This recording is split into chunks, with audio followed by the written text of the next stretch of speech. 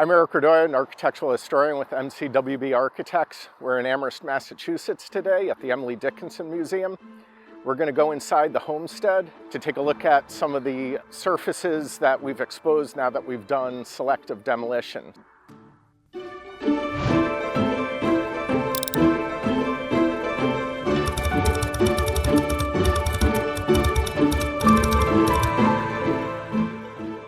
We're going to start our investigation on the first floor of the back L. In this present-day restroom enclosure, the drawings we have showing the house during the Dickinson period, there should be a stair that leads to the second floor in this area here. You know, stairs are one of those things where if you've got a few good hard dimensions to it, you can do the geometry to help figure out exactly sort of, you know, the rise and run of the stair itself. Outside of the L, we want to take a close look at the blind window openings to figure out exactly what's going on. This is another thing that we need to look at closely, but my instinct is that it's because the stair cut across here.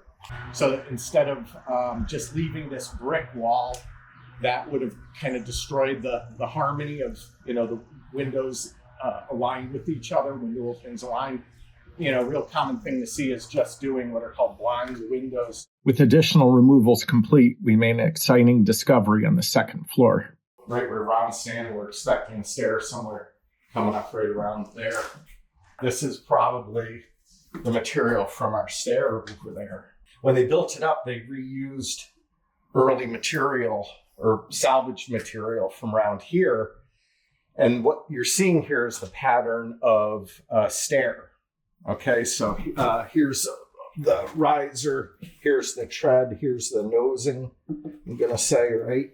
Yep. And we've got a few of them.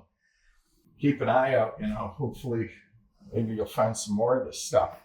Back downstairs, the evidence that's being revealed begins to tell us a lot about how the L was laid out. Against the west wall here, we found the evidence for the enclosed stair.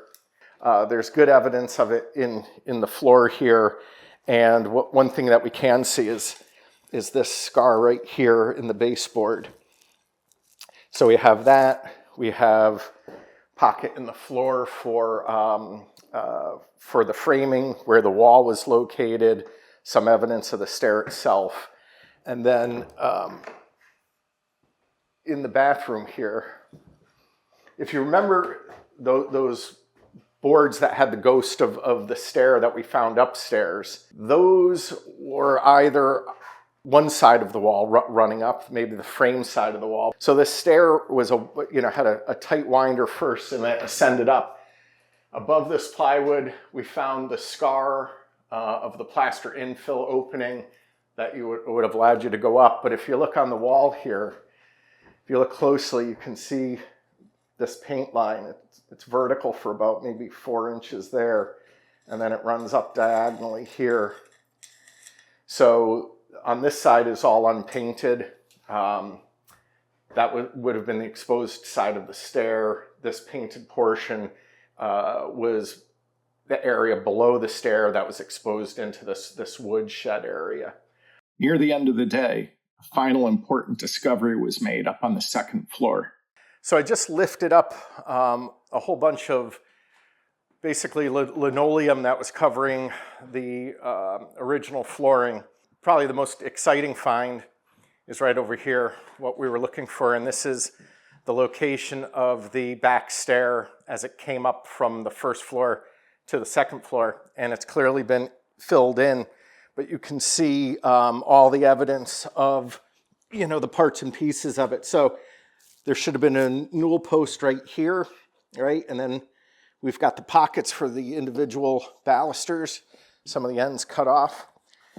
Then there was another newel post at the end, and then it would have returned back. This has been infilled, so I would expect to see newel posts sort of along the back. Great end of the day find, you know.